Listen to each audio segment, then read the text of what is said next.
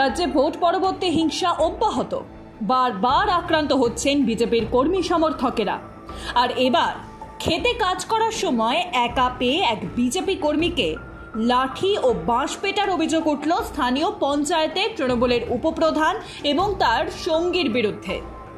ঘটনাটি ঘটেছে সোমবার দুপুরে আরামবাগের সালোপুর 2 নম্বর পঞ্চায়েতের ডোঙ্গলে। ঘটনায় আহত শঙ্কর রায়কে ইতিমধ্যেই গুরুতর আহত অবস্থায় আরামবাগ মেডিকেল কলেজ হাসপাতালে ভর্তি করা হয়েছে। শঙ্কর রায়ের ছেলে লক্ষ্মীকান্ত রায় আরামবাগ থানায় উপপ্রধান উত্তম বেরা এবং তার সঙ্গীদের বিরুদ্ধে লিখিত অভিযোগ দায়ের করেছেন। অভিযোগ খতিয়ে দেখে আইনগত ব্যবস্থা নেওয়া হবে বলে জানিয়েছে আরামবাগ থানার পুলিশ। যদিও অভিযুক্তরা মারধরের অভিযোগ অস্বীকার করেছেন। আহতকে দেখতে হাসপাতালে উপস্থিত হন বিজেপির আরামবাগের সাংগঠনিক জেলার সভাপতি বিমান ঘোষ এবং আরামবাগের বিধায়ক মধুসূদন বাগ। দোষীদের অবিলম্বে গ্রেফতারির দাবি জানান তারা। আন্তর্জাতিক জলসীমা লঙ্ঘনের দায়ে 4 জন তামিল মৎস্যজীবীকে গ্রেফতার করল শ্রীলঙ্কা নৌসেনা। গ্রেফতার করার পর তাদের কাঙ্গেসানথুরাই নৌবাহিনীর ক্যাম্পে নিয়ে যাওয়া হয়েছে। ধৃত 4 জন মৎস্যজীবী হলেন কে পার্থিবন, বয়স 32, কে সারথী, বয়স 23, কে মুরালি, বয়স 42 এবং রামতোষ, বয়স 52। তাদের মাছ ধরার নৌকাও বাজেয়াপ্ত করা হয়েছে। তামিলনাড়ুর মৎস্যজীবী অ্যাসোসিয়েশনের পক্ষ থেকে মঙ্গলবার সকালে জানানো হয়েছে, ডেলফট দ্বীপের অর্থাৎ উত্তর শ্রীলঙ্কাতে তা অবস্থিত, তারই কাছে মাছ ধরার সময় শ্রীলঙ্কার নৌবাহিনী পুদুকোট্টাইয়ের 4 জন মৎস্যজীবীকে পাকড়াও করেছে। এই 4 মৎস্যজীবী ও তাদের নৌকাগুলি কাঙ্গেসানথুরাই নৌ ক্যাম্পে নিয়ে যাওয়া হয়েছে।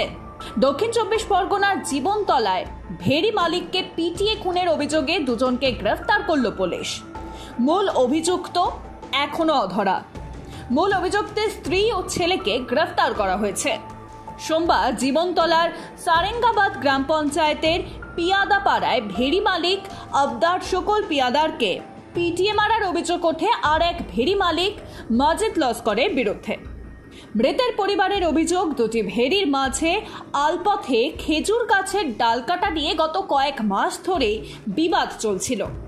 এর জেরে গতকাল ভেড়ি মালিক আবদার শুকর পিয়াদাকে গাছের ডাল রড দিয়ে বেধড়ক পেটানো হয় বলে অভিযোগ। সংজ্ঞাহীন অবস্থায় হাসপাতালে নিয়ে গেলে বছর 40-এর ভেড়ি মালিককে মৃত বলে ঘোষণা করা হয়। লোকসভা নির্বাচনের ফলাফল ঘোষণার পর থেকে পশ্চিমবঙ্গের বিভিন্ন জেলায় আক্রান্ত হয়েছেন বিজেপির কর্মী সমর্থকেরা। বহু বিজেপি কর্মী সমর্থকেরা এখন ঘর ছাড়া। পশ্চিমবঙ্গের ভোট পরবর্তী হিংসার অভিযোগ খতিয়ে দেখতে তথ্যানুসন্ধানী কমিটি তৈরি করেছে বিজেপির সর্বভারতীয় সভাপতি জেপি নাড্ডা। মঙ্গলবার সকালে এই তথ্যানুসন্ধানী দল ডায়মন্ড হারবারের নিপীড়িতদের কথা শুনল মনোযোগ সহকারে। ডায়মন্ড হারবার সাংগঠনিক জেলা বিজেপির কার্যালয়ে ভোট হিংসায় আক্রান্তদের কথা মনোযোগ সহকারে শোনেন প্রাক্তন কেন্দ্রীয় মন্ত্রী তথা বিজেপি নেতা রবিশঙ্কর প্রসাদ, ত্রিপুরার প্রাক্তন মুখ্যমন্ত্রী তথা সাংসদ বিপ্লব কুমার দেব প্রমুখ। উপস্থিত ছিলেন বিজেপির নেত্রী অগ্নিমিত্রা পাল। রবিশঙ্কর প্রসাদ তিনি বলেছেন, সব জায়গায় একই গল্প।